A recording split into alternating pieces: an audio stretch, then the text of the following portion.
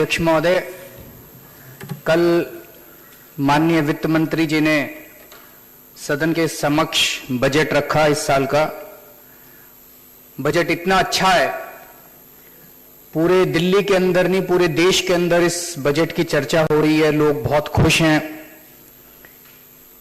वैसे तो बजट के ऊपर कल चर्चा होगी और कल भी बजट के ऊपर मैं विस्तृत रूप से अपनी बातें रखूंगा, लेकिन मुझे अभी माननीय लीडर ऑफ अपोजिशन का सारा भाषण सुन के बहुत अच्छा लगा कि बहुत खोदने के बाद भी उनको उसमें कोई खास कमी नजर नहीं आई।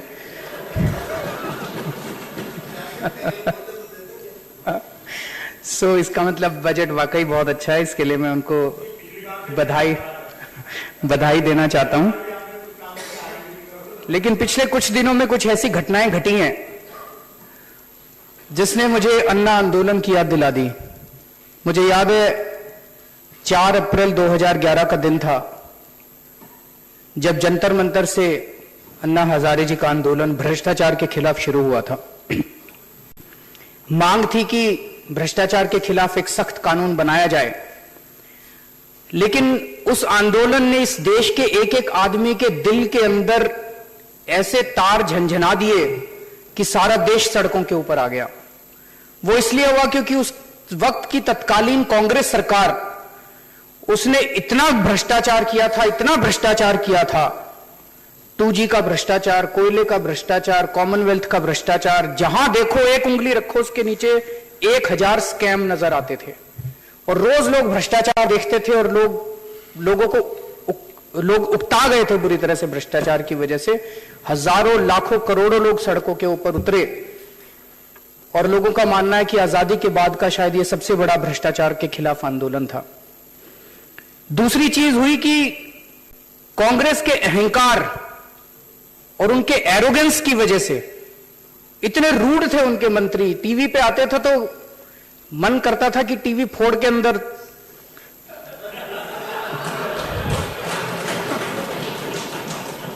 इतना ज्यादा उनका अहंकार टपकता था। आप लोगों को याद होगा मनीष तिवारी जी ने किस तरह से अन्ना हजारे की खिल्ली उड़ाई थी और पूरे देश के अंदर उसके प्रति रोष जागा था। और उसी के बाद अगले दिन फिर उन्होंने अन्ना हजारे जी को गिरफ्तार कर लिया और पूरा देश सड़कों के ऊपर था। उस वक्त लोगों ने ठान लिया था कि यूपीए को हराना है और बुरी तरह से हराना है। और हमने देखा कि 16 मई 2014 को जो नतीजे आए, लोगों ने उनको इतनी बुरी तरह से हराया कि 50 से भी कम सीट रह गई उन लोगों की जो कि सत्ताधारी पार्टी थी पहले।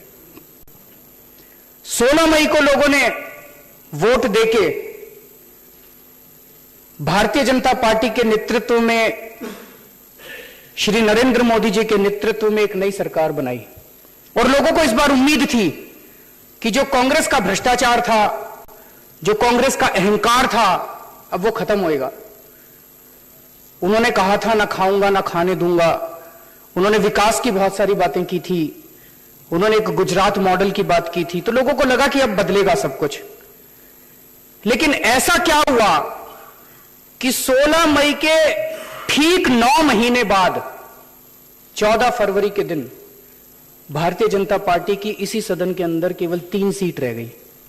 वही पार्टी जिसको लोगों ने इतना भारी बहुमत बताते हैं कि 1984 के बाद का पहला ऐसा भारीपूर्ण बहुमत की सरकार उसके बाद कभी नहीं बनी, अभी बनी थी। इतने भारी बहुमत के बाद मात्र 9 महीने के अंदर ऐसा क्या हो गया, इतना क्या नफरत हो गई लोगों को कि लोगों ने दिल्ली के अंदर भारतीय जनता पार्टी की मात्र 3 सीट छोड़ दी। और उसके बाद बिहार के अंदर उनका हमने हश्र देखा। अब बीजेपी का जो हाल है देश के अंदर, लोग बीजेपी के काम से इतने ज्यादा नाखुश हो चुके हैं, कांग्रेस भ्रष्टाचारी थी, अहंकारी थी। वही अहंकार, जो अहंकार कांग्रेस को शायद 6-7 साल के राज के बाद आया था, वो अहंकार आज बीजेपी को मात्र 2 साल के अंदर दिखाई दे रहा है। बीजेपी के अंदर पहले अरुणाचल प्रदेश की सरकार तोड़ी, फिर उत्तरांचल की सरकार तोड़ी। अब ये कोई सोचे कि वीरेंद्र, ओम प्रकाश जी बैठिए आप। ओम प्रकाश जी आप बैठिए प्लीज। ओम प्रकाश जी बैठ जाइए शांति से। एक मिनट। अब अरुणाचल प्रदेश और उत्तराखंड के अंदर कांग्रेस की सरकार तोड़ी गई, कांग्रेस के विधायक तोड़े गए। अब विधायक वो कैसे टूटे? ऐसा तो है नहीं कि कोई अचानक बीजेपी के प्रति प्यार जाग गया तो कुछ तो दिया होगा उनको, कुछ पैसे वैसे कुछ तो दिया ही होगा, कुछ ना कुछ तो लालच दिया होगा। तो वही पैसे की राजनीति जो पहले कांग्रेस किया करती थी अब ये बीजेपी वालों ने करनी था। तो जब उनको लगा दिल्ली में हार गए, बिहार में हार गए, तो अब उनको लगा देखो अब चुनाव तो जीतने, अब आने वाले समय में सारे कह रहे हैं अगले 2 साल में बीजेपी कोई चुनाव नहीं जीतने वाली, कोई स्टेट नहीं जीते, कहीं कोई चांस ही नहीं है। तो जब उनको लगा कि चुनाव तो अब जीत नहीं सकते तो अब गुंडागर्दी चालू कर दो।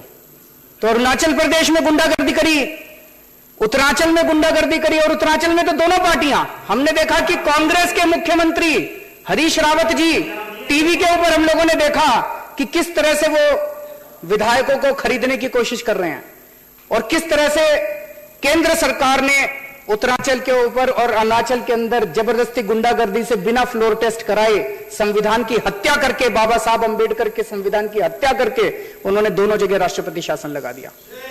अब तो दोनों पार्टियां एक ही रास्ते पे चल रही हैं।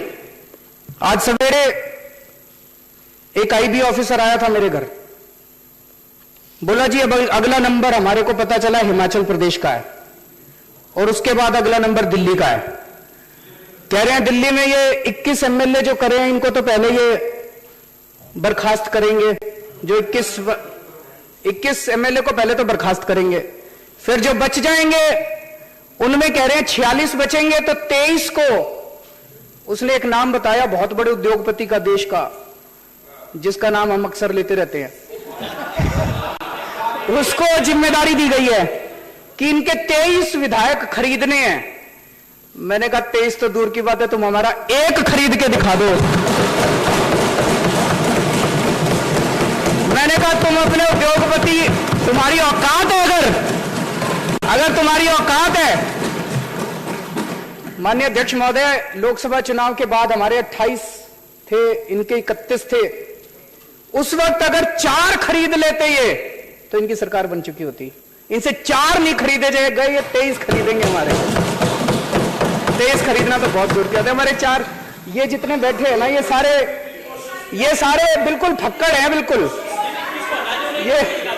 ये सारे के सारे बिल्कुल फक्कड़ है। मैंने उसको कहा, किसी ने कहा था बीजेपी वालों को, बोला ये फक्कड़ आदमी है, भगवान इनके साथ है, इनको छूना मत नहीं तो बचोगे नहीं तुम।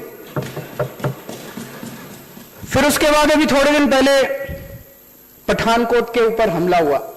पठानकोट के हमारे एयरबेस के अंदर घुस के आतंकवादियों ने हमारे कई सिपाहियों को शहीद कर दिया और सारा देश जानता है, सारी दुनिया जानती है किसने किया। हमें पता है कि किसने किया।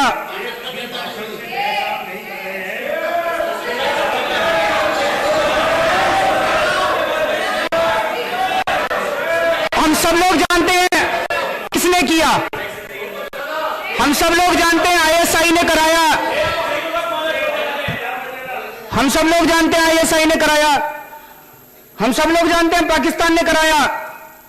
हमारे देश के अंदर कितनी आतंकवादी घटनाएं हो चुकी हैं, हमारे लोग कितने लोग मारे जा चुके हैं, हमारे कितने सैनिक सीमा के ऊपर शहीद हो चुके हैं, हमारे कितने पुलिस वाले मर चुके हैं। और हम सारे जानते हैं 26/11 के पीछे कौन था। 26/11 के पीछे पाकिस्तान था। हम सब लोग जानते हैं कि पार्लियामेंट के ऊपर अटैक हुआ, उसके पीछे कौन था, उसके पीछे पाकिस्तान था। जिस पाकिस्तान ने, जिस आईएसआई ने हमारे देश को तोड़ने की, हमारे देश के अंदर आतंकवाद को बार बार फैलाने की कोशिश की है, आज मुझे बड़े खेद के साथ कहना पड़ा है कि हमारे प्रधानमंत्री जी ने उस पाकिस्तान को गले से लगा लिया है। दोस्त, दिल को बड़ी तकलीफ होती है। जो सैनिक पठानकोट में मारे गए, उनके परिवार वालों से पूछो कि उनके दिल के ऊपर क्या गुजर रही होगी। जिस आईएसआई ने हमले कराए, और ये हम नहीं कह रहे, पिछले 30 साल से भारत का ये स्टैंड रहा है कि पाकिस्तान स्पॉन्सर्ड टेररिज्म है, पाकिस्तान टेररिज्म करा रहा है। यूनाइटेड नेशंस के अंदर हम बार बार बात उठाते हैं, सारे देशों को हम डोजियर भेजते हैं, अमेरिका को हम बताते हैं कि पाकिस्तान करा रहा है, सारे देशों को हम बताते हैं पाकिस्तान करा रहा है। अब क्या मजबूरी हुई हमारे प्रधानमंत्री जी की कि प्रधानमंत्री जी ने पूरे देश का नाम बदनाम कर दिया, पाकिस्तान के सामने घुटने टेक दिए उन्होंने। जिस आईएसआई ने यह आतंकवाद फैलाया, आज उसी आईएसआई को आमंत्रित करके कहा जा रहा है उसको कि आप जांच कीजिए। हमारी जांच एजेंसियां मर गई क्या? सीबीआई मर गई? सीबीआई मेरे दफ्तर के अंदर रेड करानी हो तो सीबीआई से रेड कराते हैं, और हमारे पठानकोट की करानी तो आईएसआई को बुलाते हैं। हमारी सीबीआई मर गई, हमारी रॉ मर गई, हमारी सेनाएं मर गई, हमारी आईबी मर गई, हमारी सारी एजेंसियों को छोड़ के आईएसआई को बुलाया जांच करने के लिए। मैं उनसे जानना चाहता हूं, दिसंबर के महीने में हमारे national security adviser Ajit Doval साहब ने पूरे के पूरे भारी भरकम डोजियर भेजे थे पाकिस्तान के एनएसए को डोजियर भेजे थे, और उसमें सबूत दिए थे कि आईएसआई का सीधा सीधा हाथ है। वो सारे डोजियर का अब क्या हुआ? तो अब क्या प्रधानमंत्री जी कह रहे हैं कि पाकिस्तान अब इसके अंदर शामिल नहीं है आतंकवाद के अंदर? क्या प्रधानमंत्री जी कह रहे हैं कि आईएसआई शामिल नहीं है इसके अंदर? या प्रधानमंत्री जी ये सोच रहे हैं कि आईएसआई को बुलाया, आईएसआई अपने खिलाफ कल से अखबारों में खबरें प्लांट की जा रही है कि आईएसआई को जब ये सारे सबूत दिए गए तो आईएसआई को ऐसे लग रहा है जैसे कि वो बड़े अच्छे सबूत हैं। तो मतलब हमें बेवकूफ बनाया जा रहा है कि आईएसआई जाके कहेगी उसके बाद कि उन्होंने, भारत वालों ने सबूत दे दिए, अब हम सहमत है कि हम ही शामिल थे उस आतंकवाद में। ये कहेगी पाकिस्तान में जाके आईएसआई।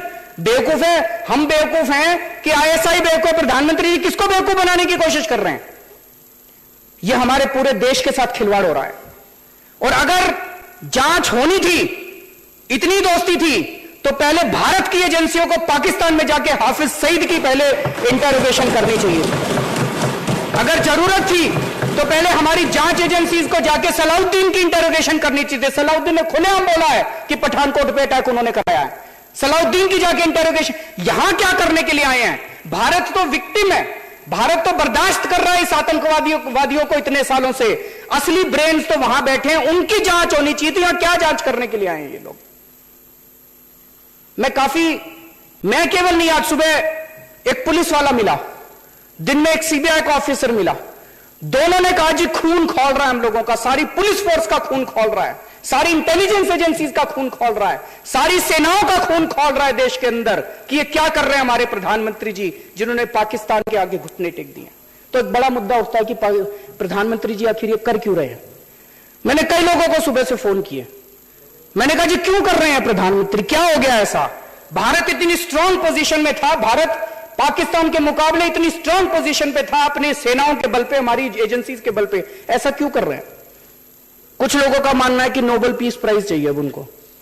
वो चाहते हैं कि पूरी दुनिया में दिखाना चाहते हैं, देखो मैं जाता हूं, मैं अपने दुश्मनों के सामने भी घुटने टेक देता हूं, मैं शांति प्रिय हूं। कुछ लोगों का कहना है जी अभी वॉशिंगटन जा रहे हैं, चले गए हैं शायद, चले गए, वॉशिंगटन जा रहे हैं, वहां जाके कहेंगे अमेरिका को खुश करने के लिए कर रहे हैं। और कुछ लोगों का कहना है जी बात बड़ी संगीन है।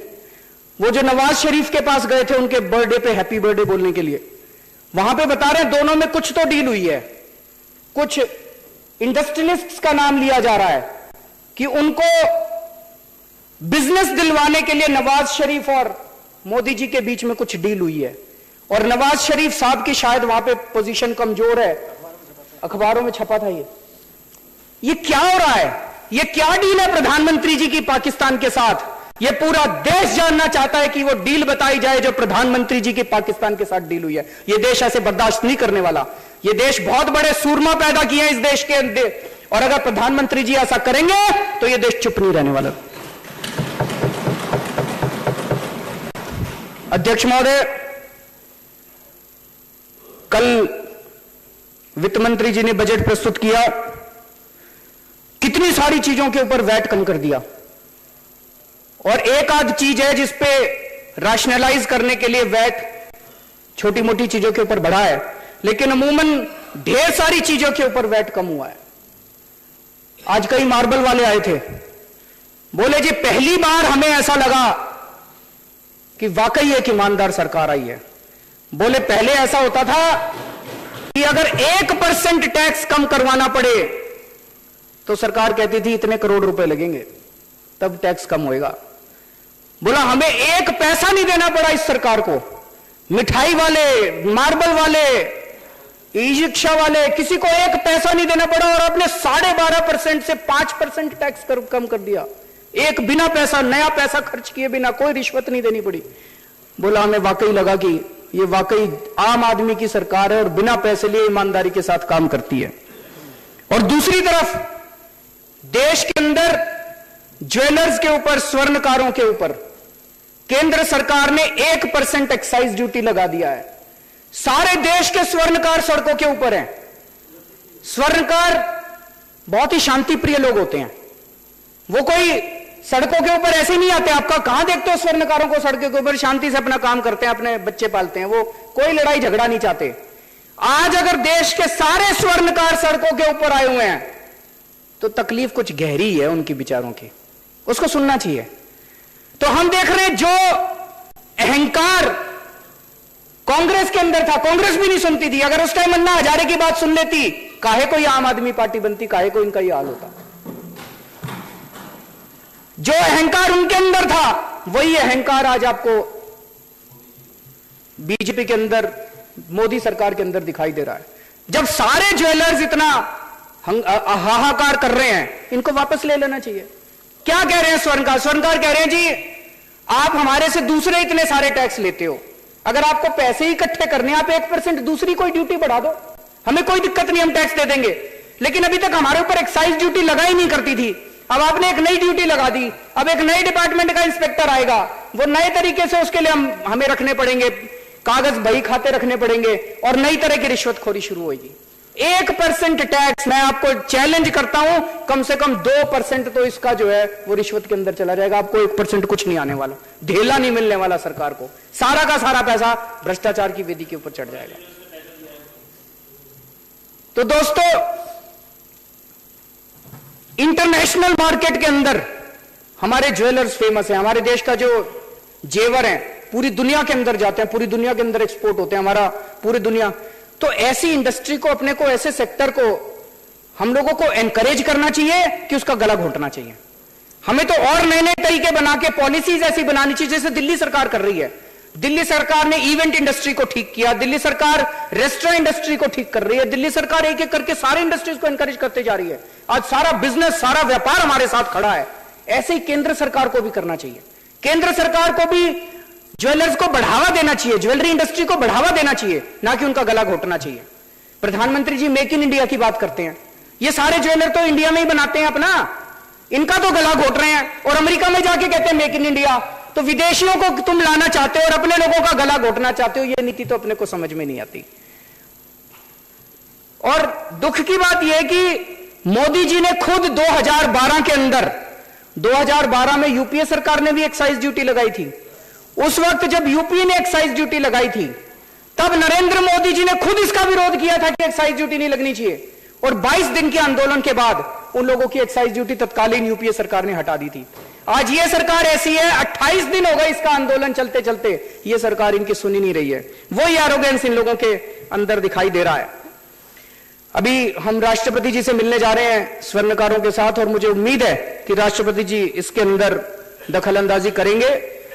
तो अध्यक्ष महोदय, 2 किस्म के मॉडल ऑफ गवर्नेंस आज देश के अंदर दिखाई दे रहे हैं। एक है 16 मई को आसपास 2 सरकारें बनी थी इस देश के अंदर उम्मीदों के साथ।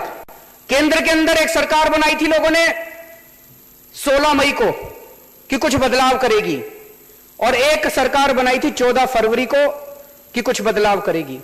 आज 1 साल हो गया दिल्ली की सरकार, पूरी दिल्ली बड़ी खुश है, सारे देश के लोग उसको देख रहे हैं, सारे देश के लोग खुश हैं।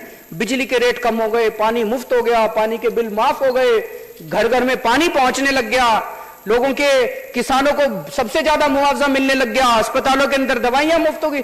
कितने काम हो गए 1 साल के अंदर। और बीजेपी ने क्या किया केंद्र में?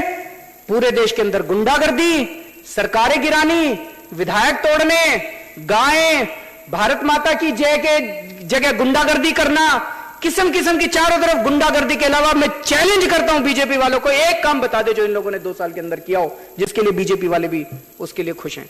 तो ये 2 मॉडल ऑफ गवर्नेंस आज पूरे देश के सामने हैं और सारा देश आज दिल्ली सरकार की तरफ देख रहा है और सारे देश दिल्ली दिल्ली नहीं पूरी दुनिया के अंदर अमेरिका वाले कह रहे हैं अब दिल्ली सरकार से हम लोगों को सीखने की जरूरत है।